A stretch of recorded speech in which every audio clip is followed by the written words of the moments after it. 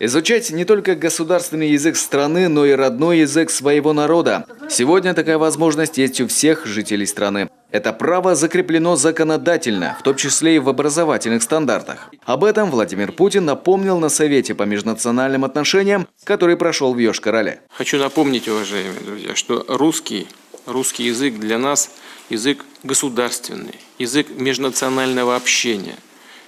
И его ничем заменить нельзя. Он естественный духовный каркас всей нашей многонациональной страны. Его знать должен каждый.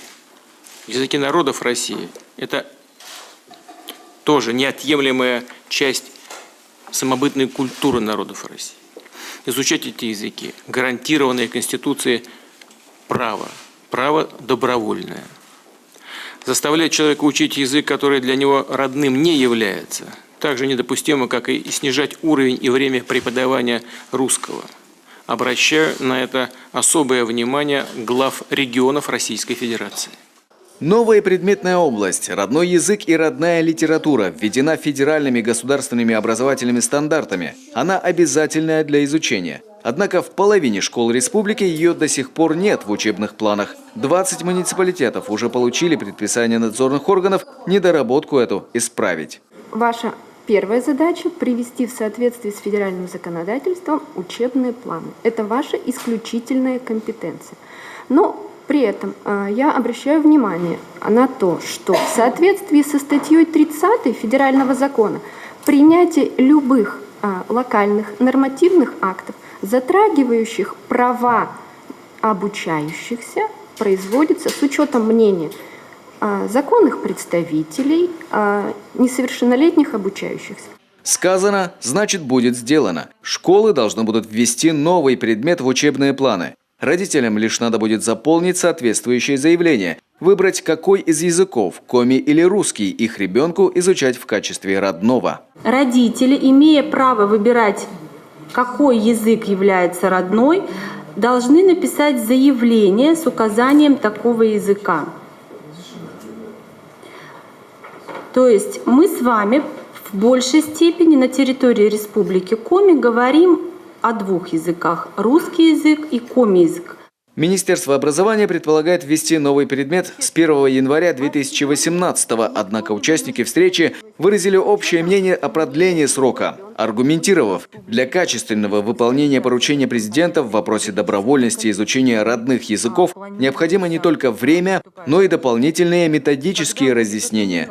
А потому переход на обучение по новым учебным планам необходимо отложить до начала следующего учебного года. Это даст возможность спокойно, осмысленно сформировать учебные планы образовательных организаций на следующий учебный год с участием общественности, родителей и спланировать изучение коми-языка на добровольной основе по выбору родителей и законных представителей. Вместе с тем, это даст возможность провести своевременно переподготовку кадров и обеспечить образовательные организации учебно-методическим комплексом по национально-региональному компоненту. Далеко не все преподаватели смогут свою нагрузку возместить.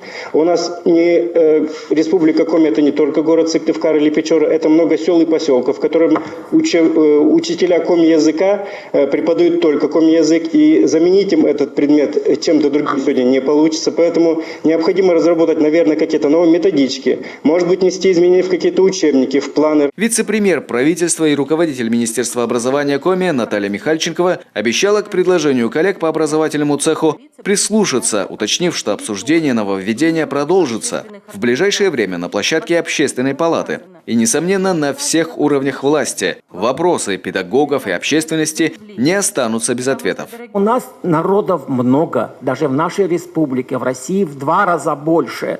И, безусловно, языков очень много.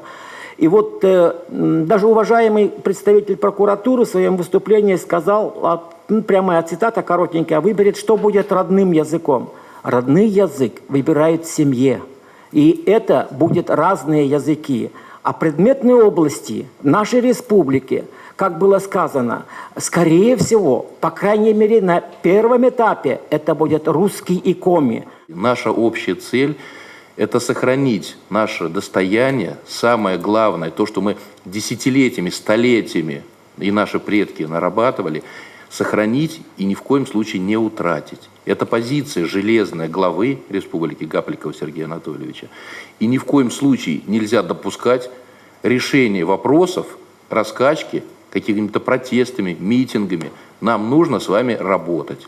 Мы очень активную работу сейчас ведем с Валерием Петровичем, консультативным советом Федерации, с Министерством образования, с прокуратурой, с Государственным советом. Любой документ требует доработки.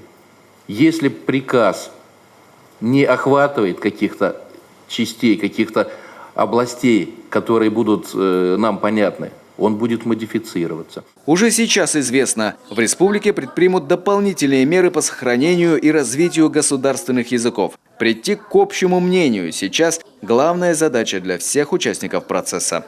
Константин Куратов, Ольга Коняева, Олег Юшков, телеканал Юрган.